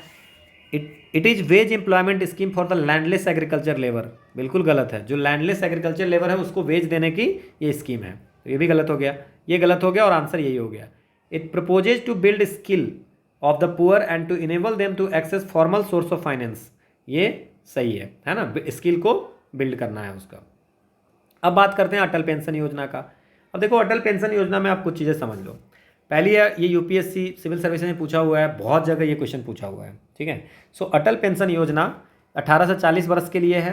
इसमें नॉमिनी मैंडेटरी है, अगर आप पेमेंट नहीं दोगे 24 महीने पे तो वो क्लोज हो जाता है।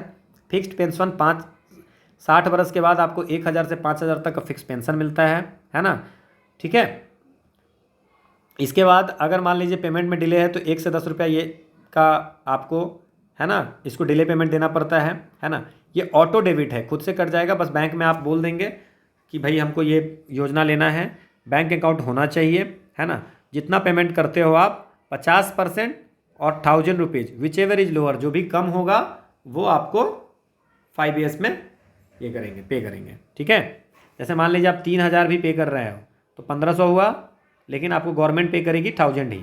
और अगर आप 600 रुपया ही आप पेमेंट कर रहे हो कंट्रीब्यूशन, तो गवर्नमेंट 300 करेगी, 1000 नहीं करेगी, ठीक है ना। सो वो हो गया, ठीक है। 42 रुपया से 291 एज के अकॉर्डिंग, है ना, जिसका जितना एज होगा तो उसकी प्रीमियम बढ़ती जाती है। ये है पूरा अटल पेंशन योजना। अब इस पर क्वेश्चन बनाते हैं। देयर नॉट करेक्ट, कौन सा नहीं सही है।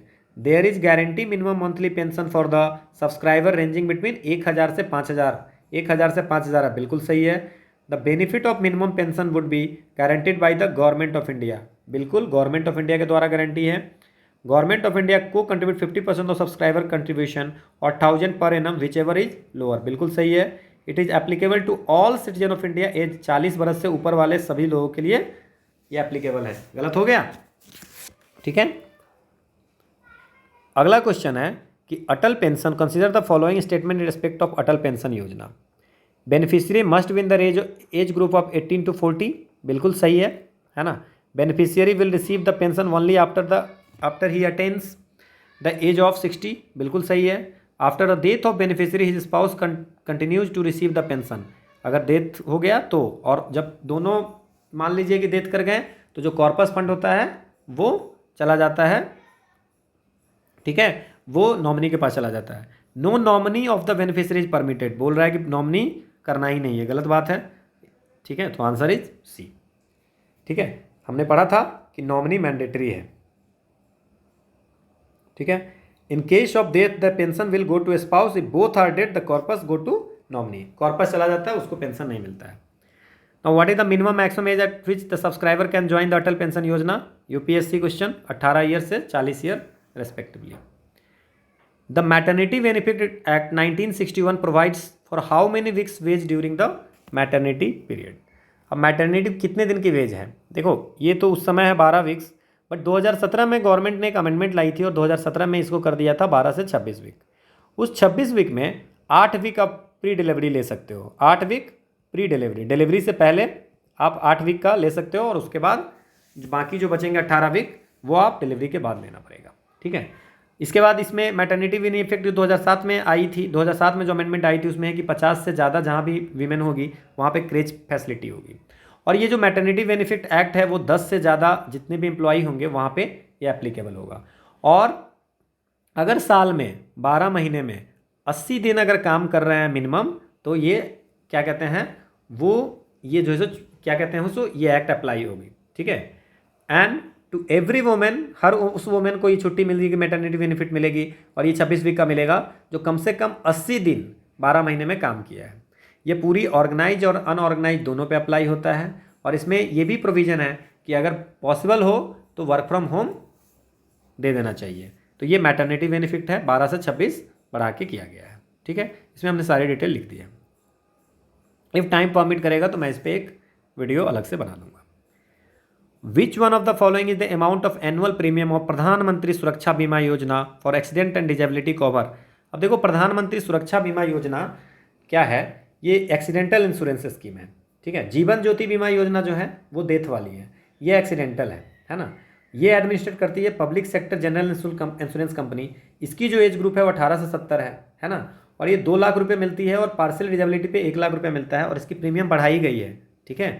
20 रुपये पर एनम हो गया, पहले 12 था अब 20 रुपये हो गई है, क्लियर। तो इसमें पूछ रहा है कि इसकी प्रीमियम क्या होगी, तो आंसर हो जाएगी सी। अगला क्वेश्चन है कि प्रधानमंत्री सुरक्षा बीमा योजना, तो सुरक्षा बीमा योजना जो है प्रधानमंत्री सुरक्षा बीमा योजना वो क्या है, it is applicable for all bank accounts holder up to the age of 60। मैंने अभी आपको बताया है कि इसकी 18 से 70 तक का है, ठीक है ना। So all bank account holder up to the age of 60, गलत हुआ, ठीक है। इसके बाद आपसे पूछा जा रहा है it is a life insurance, नहीं ये लाइफ इंश्योरेंस नहीं है, क्या है ये, है ना, ये एक्सीडेंटल इंश्योरेंस है। लाइफ इंश्योरेंस जीवन ज्योति है, तो पहला दूसरा गलत हो गया, ठीक है। तो आंसर हो गया 3 और 4। एक्सीडेंट इंश्योरेंस कवर है the insurance covers death and permanent disability due to, अगर डेथ हो जाती है एक्सीडेंट से तो 2 लाख, और अगर परमानेंट डिजेबिलिटी हो जाती है तो 1 लाख। प्रीमियम कितना है? 20 रुपया, 18 से 70 बरस। ठीक है, तो याद क्या रखना है, 18 से 70 बरस की होने चाहिए। 18 से 70 के बीच में 20 रुपये की प्रीमियम, 2 लाख रुपये मिलेंगे। ठीक है, और 1 लाख मिलेंगे पार्शियली डिजेबिलिटी पे। और इसके बाद याद क्या रखना है, ये जो है एक्सीडेंटल इंश्योरेंस है। इतना याद रखिए, काफ़ी है।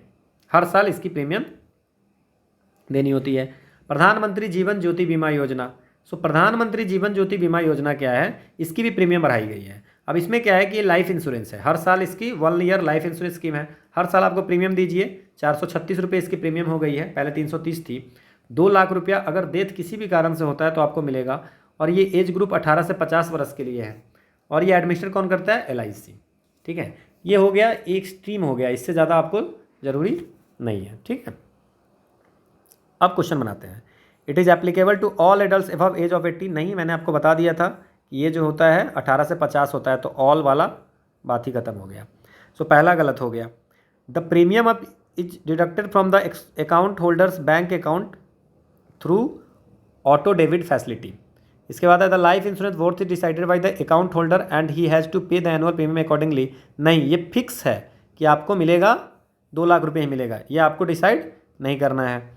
The life insurance amount is given to the family after, अगर डेथ, सब्सक्राइबर की डेथ हो जाती है तो फैमिली को दे देते हैं। और ये ऑटो डेबिट है, आप बैंक में जाके बता दीजिए, बैंक आपको खुद से काट लेगा। सो 2 and 4 इज द आंसर। अगला है सुकन्या समृद्धि योजना। तो सुकन्या समृद्धि योजना क्या है? ये जो है वीमेन गर्ल्स के लिए है, और इसमें कम से कम आप 250 रुपये का अकाउंट खोल सकते हो। ठीक है, 250 का, और मैक्सिमम 1.5 लाख की अकाउंट आप खोल सकते हो। एंड ये 21 साल तक अकाउंट रहेगा, 21 ईयर्स तक अकाउंट रहेगा। और इसकी अभी जो है 8.4 है, ये चेंज होता रहता है, तो इसकी इंटरेस्ट रेट थोड़ी हाई होती है ना। 18 वर्ष की जब लड़की हो जाएगी, है ना, ये गर्ल्स चाइल्ड के लिए खुलती है, तो 18 वर्ष की जब गर्ल हो जाएगी तो 50% आप इसमें से जो भी पैसे निकाल सकते हैं। मतलब मैक्सिमम आप 1.5 लाख 1 साल में दे सकते हैं, और मिनिमम 250 रुपये। ठीक है, और ये कब तक खोला जा सकता है? पेरेंट्स या गार्जियन के द्वारा ओपन किया जा सकता है जब तक लड़की का उम्र 10 वर्ष तक होगा, टिल 10 ईयर्स। ठीक है, और ये आपको मैक्सिमम 21 साल तक ये रहता है ना। 18 साल में आप 50% इसका निकाल सकते हो। सो ये पूछ रहा है कि अंडर सुकन्या समृद्धि योजना what is the maximum amount that can be deposited, एक फाइनेंशियल में कितना मैक्सिमम डिपॉजिट कर सकते हैं, वो 1.5 लाख। अगला है which one of the following scheme is aimed at all round development of adolescent girl in the age group of 11 to 18 years and making them self reliant. कौन सी स्कीम है जो 11 से 18 वर्ष के आयु वर्ग की किशोरियों का सर्वोत्मुखी विकास करता है? ये पुरानी ओल्ड क्वेश्चन है। ये पहला जो है वह Rajiv Gandhi scheme for empowerment of adolescent girl, Sabla. ठीक है, तो ये सबला है। इसमें है कि एडोलसेंट गर्ल्स को एम्पावर करने का है, तो आंसर यही होगा, है ना। न्यूट्रिशनल हेल्थ स्टेटस को इम्प्रूव करना, स्किल को इम्प्रूव करना। ठीक है ना, तो ये हो गया Rajiv Gandhi scheme for empowerment of adolescent girl, Sabla. इसके बाद है इंदिरा गांधी मातृत्व सहयोग। ये हमने बात किया था कि ये cash incentive 4000 pregnant and women को देते थे, कंपनसेट वेज लॉस के लिए। मैंने आपको बताया था, एक क्वेश्चन भी पूछा था वेज लॉस के लिए, इससे पुरानी बातें हो गई। ये है national mission for empowerment of women. ये भी ministry of women and child development के अंदर में एक स्कीम है ना। ये भी वीमेन का होलिस्टिक डेवलपमेंट की बात करता है। ठीक है, तो ये भी है। और ये RM के है, जो राष्ट्रीय महिला कोष है ना, ये एक लोन स्कीम है। ठीक है, सो लोन इसमें दे सकते हैं, providing loan to organisation having minimum 3 years experience in that. ये वीमेन की लोन की बात है। ये आपको मैंने सारी एक्सप्लेन कर दी है, आप इसको देख सकते हो। अगला है कि वन स्टॉप सेंटर स्कीम क्या है? So one stop centre scheme है, ये भी सेंट्रली स्पॉन्सर्ड है। सेंट्रली स्पॉन्सर्ड का मतलब आप समझ गए कि सेंटर स्टेट दोनों देता है। ये ministry of women child development का है। ये है वायलेंस अगेंस्ट वीमेन के अगेंस्ट जो वायलेंस होते हैं उसके लिए। So to provide, okay, so which one of the following is not an objective of? So to stop gender based violence, to support women affected by violence, to provide specialised service to aggrieved women including victim. ये self group को cheap credit देने का one stop centre scheme नहीं है। अब इसमें जो funding होती है वो निर्भया फंड से होती है, निर्भया फंड से, और ये कंट्रोलर एंड ऑडिटर जनरल इसकी ऑडिट करते हैं, है ना। और ये जो सर्विस है जैसे मेडिकल असिस्टेंस हो गया, लीगल एड काउंसलिंग हो गया, और जैसे साइको सोशल सपोर्ट हो गया, है ना। FIR अगर आपको लॉन्च करने हैं तो उसमें असिस्टेंट मिल जाती है ना। सो ये अवेयरनेस अगेंस्ट जो वायलेंस होते हैं उसके लिए ये बनाया गया है वन स्टॉप सेंटर, उनकी शेल्टर की व्यवस्था करते हैं। अब है प्रधानमंत्री स्वास्थ्य सुरक्षा योजना। अब देखो प्रधानमंत्री स्वास्थ्य सुरक्षा योजना जो है अभी एम्स वेम्स बहुत ज़्यादा खुल रही है। तो प्रधानमंत्री स्वास्थ्य सुरक्षा योजना ये ministry of health and family welfare हैं, और इसमें दो चीज़ें हैं, एक तो है एम्स ओपन करना, है ना, एम्स या एम्स के लायक इंस्टीट्यूशन खोलना। दूसरा इसका है कि अपग्रेड करना, जो भी स्टेट में है, स्टेट में जितनी गवर्नमेंट मेडिकल कॉलेज हैं उसको अपग्रेड करना, है ना। और उस अपग्रेड का कॉस्ट का कुछ पार्ट, है ना, सेंटर भी देगा और स्टेट भी देगा, दोनों देगा, सेंटर एंड स्टेट दोनों देगा। So correcting regional imbalance in the ability of tertiary health care services, provided universal access to public health service and universal immunisation, है ना, augmenting facilities for quality medical education in the country. ठीक है, so quality medical education की, और इसमें तो quality में medical education है, universal access to public health service and universal immunisation के लिए ये नहीं है। ये बेसिकली जो हेल्थ का कॉलेज वगैरह का इंफ्रास्ट्रक्चर है वो, और टर्शियरी की बात कर रहा है, टर्शियरी हेल्थ केयर सर्विसेज को बढ़ाना, है ना। जैसे कि कहीं पे नहीं है एम्स, कहीं पे नहीं है ना, तो अच्छी अच्छी क्वालिटी के कॉलेज खोलना जिससे कि वहाँ के लोगों को कहीं और ना जाना पड़े। ठीक है, ये आपको एक्सप्लेनेशन है। अगला क्वेश्चन है, which one of the following aims at correcting regional imbalance in the ability of affordable reliable health care. Regional imbalance मतलब कहीं पे है कहीं नहीं है। तो चिकित्सीय शिक्षा का संवर्धन कर वहन करने योग्य एवं विश्वसनीय स्वास्थ्य सेवाओं की उपलब्धता, मतलब एम्स खोलना, कोई बढ़िया इंस्टीट्यूशन खोलना, ये किसका उद्देश्य था? प्रधानमंत्री स्वास्थ्य सुरक्षा योजना का। इसके बाद है स्टैंड अप, कुछ क्वेश्चन हमने ले लिया है इसमें स्टैंड अप इंडिया का। ये भी आपको जो है स्टैंड अप इंडिया जो है ये एंटरप्रेन्योरशिप किसको है? विमेन का, शेड्यूल कास्ट का और शेड्यूल ट्राइब कैटेगरी को इंटर्नशिप के लिए। इसमें क्या होता है कि जो ग्रीन फील्ड इंटरप्राइजेज होती है, अब ग्रीन फील्ड इंटरप्राइजेज क्या होती है? जो फर्स्ट टाइम ओपन होती है। जैसे कोई कंपनी अगर आप फर्स्ट टाइम खोल रहे हो तो वो होती है ग्रीन फील्ड, और फिर वो अगर मान लीजिए कि खुली हुई है और तब पैसे लेने हैं, लोन लेने हैं, तो ब्राउन फील्ड इंटरप्राइज हो जाएगा। तो पहली बार जो कंपनी खोल रहे हैं उसको लोन देना है, लोन देती है। ये कितना लोन देती है? 10 लाख से 100 लाख रुपए तक के लोन देती है। और इसमें है कि कम से कम एक SC ST और एक वुमेन को तो देना ही है ना, पर बैंक ब्रांच, है ना, पर बैंक ब्रांच एक at least 1 SC ST borrower, at least 1 women borrower होने चाहिए। सो रूरल अनएम्प्लॉयड वाला ऐसा कुछ नहीं है, ये SC ST और वुमेन के लिए ही है। बट इसमें है कि ग्रीनफील्ड होना चाहिए और शेड्यूल कास्ट, शेड्यूल ट्राइब और विमेन होना चाहिए, तभी आपको स्टैंड अप इंडिया में बेनिफिट मिलेगा। और इसमें क्या है कि मैन्युफैक्चरिंग सेक्टर के लिए है, मैन्युफैक्चरिंग के लिए है, और सर्विस के लिए, और ट्रेडिंग सेक्टर एंड एग्रीकल्चर के अलाइड जो भी है वो भी इसमें वैलिड है। ये सारी लिखी हुई है, service sector, trading sector, manufacturing, agriculture allied service sector. Again question है, stand up India scheme is related to which of the social security during old age का सोशल सिक्योरिटी है? नहीं। इंश्योरेंस कवर है 18 से 50 वाले का? नहीं। Providing technical know how to young educator skilled rural areas वाले को टेक्निकल के ग्रामीण क्षेत्रों के युवा शिक्षित या कुशल काम को तकनीकी जानकारी, टेक्निकल नॉलेज देना है? नहीं। So promoting entrepreneurship among women, SC and ST communities, ये सब करंट अफेयर्स में भी आपके हो जाएंगे। अब stand up enterprise can be establish किसमें? मैंने अभी कहा था कि मैन्युफैक्चरिंग सेक्टर, सर्विस सेक्टर और trading sector. So the answer is D, है ना। और एग्रीकल्चर एलाइड सेक्टर, तो इसमें ऑप्शन है नहीं। सो ये स्टैंड अप इंडिया का जो चीज़ें होंगी वो मैन्युफैक्चर, सर्विस, ट्रेडिंग सेक्टर में ही ओपन किया जा सकता है। ये आपको मैंने बता दिया था। एक ई संजीवनी है, टेली मेडिसिन की गवर्नमेंट ने शुरू की थी, वो आयुष्मान भारत डिजिटल मिशन के अंदर में doctor to doctor telemedicine service थी कि आप फ़ोन पे, वीडियो कॉल पे इस पर ये कर सकते हो, बात कर सकते हो, ठीक है ना। सो वो आयुष्मान भारत डिजिटल मिशन के अंदर में आया था। हम लोगों ने आयुष्मान भारत डिजिटल मिशन देखा था, ठीक है ना। ई संजीवनी, इतना याद रखें आप। E Sanjeevani, it is a platform of the ministry of health and family welfare that provide physical presence of the doctor. Doctor आपके यहाँ घर पे आ जाएगा, doorstep of the patient, patient के घर पे आ जाएगा, ये थोड़ी ना होता है, तो ये गलत हो गया। So one of its components is facilitating doctor teleconsultation की बात कर रहा है, तो दिस इज राइट। ठीक है, अगला है कि सेहत service E health assistant and telecommunication, ये कौन सी मिनिस्ट्री का इनिशिएटिव है? तो ये जो है न्यूज़ में था, मिनिस्ट्री ऑफ डिफेंस ने, ये मिनिस्ट्री ऑफ डिफेंस का है, और ये स्टे होम ओपीडी बनाया था, है ना। जैसे ई संजीवनी है ना बाकी लोगों के लिए, उसी तरह डिफेंस के लोगों के लिए ई सेहत बनाया गया था। ठीक है, सो ये मिनिस्ट्री ऑफ डिफेंस का हो गया, ये आपको एक्सप्लेनेशन है। अगला एक स्कीम है प्रधानमंत्री श्रम योगी मानधन योजना, इसमें से कौन सा सही नहीं? तो पहले हम लोग श्रम योगी मानधन के बारे में पढ़ लेते हैं। ये जो श्रम योगी मानधन नहीं है, पहले तो वॉलेंट्री और कंट्रीब्यूटरी है, आप मन है तो करो, नहीं माने तो मत करो, और कंट्रीब्यूशन भी देनी पड़ेगी। एज इसकी 18 से 40 है, कवर हो रहा है अनऑर्गेनाइज वर्कर जिनकी सैलरी 15,000 से कम है, और ये है एक पेंशन स्कीम। ये 4 चीज़ आप याद रखिए, वॉलेंट्री एंड कंट्रीब्यूटरी है, पेंशन स्कीम है, अनऑर्गेनाइज वर्कर का है 18 से 40 वर्ष की उम्र का, और 15,000 से लेस जिसकी वेज होगी। It is a pension scheme for organise worker, हो गया गलत, पहला ही गलत हो गया। 2019 में एनरोलमेंट स्टार्ट हुई थी, वॉलेंट्री एंड कंट्रीब्यूटरी है 18 से 40 का, बाकी सब सही है। ठीक है, अब एक क्वेश्चन था कि LPG which one of the following is the name of the scheme introduce as well as targeted system of self. LPG system customer को टारगेटेड डिलीवरी के लिए क्या बात हुई थी?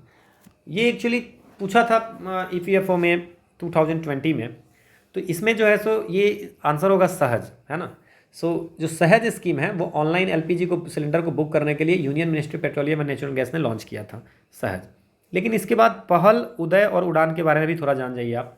ये पहल जो है प्रत्यक्ष हस्तांतरित लाभ होता है, जिसमें LPG cylinder are sold at market rates, और उसमें सब्सिडी उसके अकाउंट में मिलता है, मतलब खरीदो मार्केट रेट में, है ना, और सब्सिडी आपके अकाउंट में चला जाएगा, वो प्रत्यक्ष हस्तांतरित, है ना, हस्तांतरित लाभ है पहल।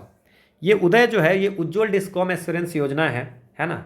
इसमें क्या है कि गवर्नमेंट जो है इलेक्ट्रिसिटी डिस्ट्रीब्यूशन कंपनीज घाटे में चल रही थी, उसको फाइनेंशियल पैकेज, रिवाइवल पैकेज दिया था, वो है उज्ज्वल डिस्कॉम एश्योरेंस योजना। ठीक है, ये उड़ान है, ये रीजनल एयरपोर्ट डेवलपमेंट प्रोग्राम है ना। ये इसमें क्या है कि रीजनल कनेक्टिविटी, आप उड़ान स्कीम देख रहे होंगे, एयरपोर्ट हर जगह आजकल खुल रहे हैं, है ना।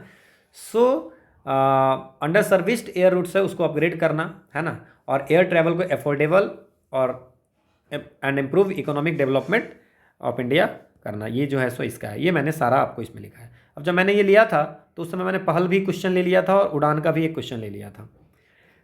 पहल is an initiative to transfer the subsidy to direct bank account of the beneficiary. अभी आप पहल पढ़े हो तो आप अभी सॉल्व कर सकते हो, इसलिए मैंने इस क्वेश्चन को भी इसमें डाल दिया।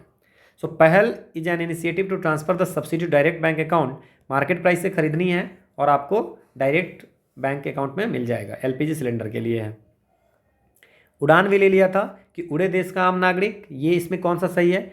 It is an innovative scheme to develop the regional aviation market, है ना। यह क्षेत्रीय विमानन बाजार को विकसित करने का ये एविएशन मार्केट को विकसित करने के लिए नहीं है, ये आपको जो है ये रीजनल कनेक्टिविटी स्कीम को बढ़ाना है ना।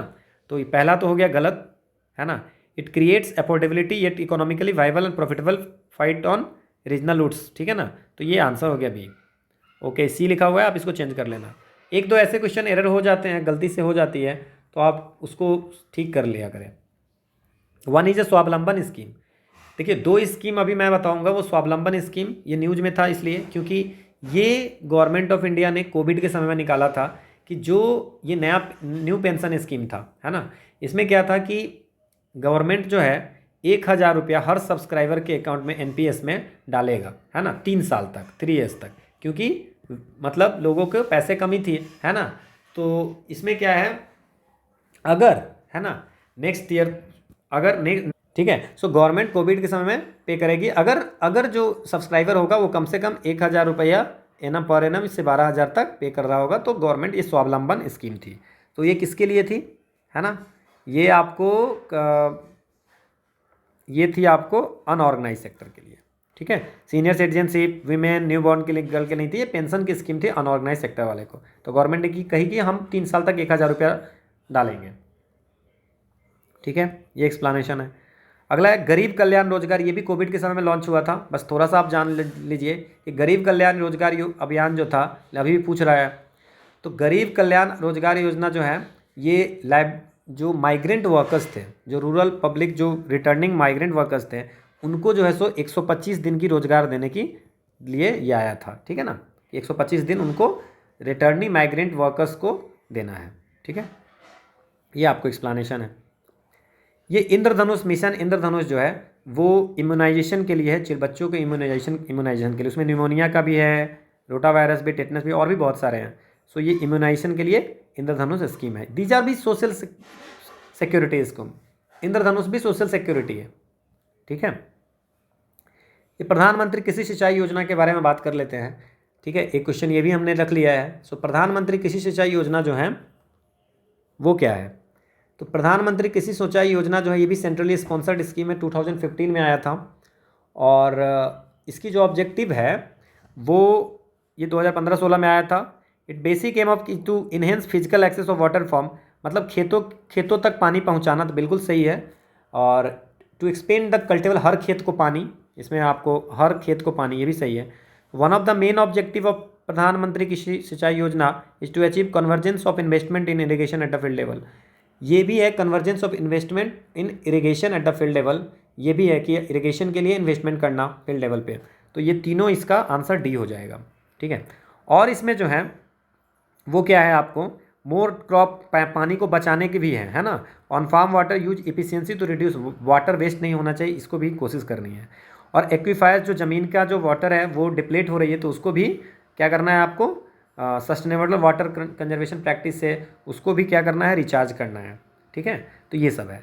अब अगला क्वेश्चन है, इसी में प्रधानमंत्री में 2 क्वेश्चन हैं। Providing subsidies to use high yielding varieties and pesticide, क्या ये प्रधानमंत्री कृषि सिंचाई का है कि आपको फर्टिलाइजर और हाई एल्डिंग वेराइटीज देंगे? आपने ऑब्जेक्टिव देख लिया था कि उसकी जो है so convergence of investment in irrigation at the field level, expand cultivable area, on farm, जो on farm water use efficiency, per drop more crop per drop, है ना, और इन्हेंस रिचार्ज ऑफ एक्यूफायर, ठीक है। तो ये सारी चीज़ें इसके अंदर आती है। अगला है महिला किसान। अभी किसान में ही है कि which one of the following is not an objective of महिला किसान सशक्तिकरण परियोजना। सो महिला किसान सशक्तिकरण परियोजना ये मिनिस्ट्री ऑफ रूरल डेवलपमेंट, ये ESC 2023 में पूछा था, ठीक है। सो मिनिस्ट्री ऑफ रूरल डेवलपमेंट ने ये वीमेन फार्मर के लिए है ना। ये जो है, ये जो दीनदयाल अंत्योदय योजना है, नेशनल रूरल लाइवलीहुड मिशन, उसी के एक सब मतलब कि पार्ट है, सब कंपोनेंट है। इसमें क्या है, वीमेन को एग्रीकल्चर में पार्टिसिपेट करने के लिए एम्पावर करना, है ना, ठीक है, और उसके लिए सस्टेनेबल लाइवलीहुड अपॉर्चुनिटी प्रोवाइड करना। So to create sustainable agriculture livelihood opportunity for women, सही है। To ensure food and nutrition security at the household and the community level, to enable women to have better access to input and services, the government and the other agency, to help women educate the rural folk and improve their living condition, rural folk सिखा करके, ये इसका नहीं है। So answer is D, ठीक है। तो ये आपका एक्सप्लेनेशन है। Okay, so this is all about the for today's. हम लोगों ने अराउंड 10 इसमें किए हैं। अब आप इसमें देख लीजिए, हम लोगों ने किया है हम लोगों ने प्रधानमंत्री जीवन, ये पढ़ लिया, प्रधानमंत्री जीवन ज्योति बीमा योजना, प्रधानमंत्री सुरक्षा बीमा योजना, आयुष्मान भारत, अटल पेंशन योजना, जननी सुरक्षा योजना, ठीक है।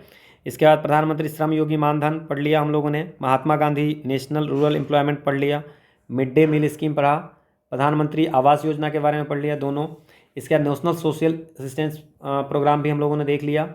इसके बाद दीनदयाल उपाध्याय अंत्योदय योजना भी हम लोगों ने देखा है इसमें, है ना।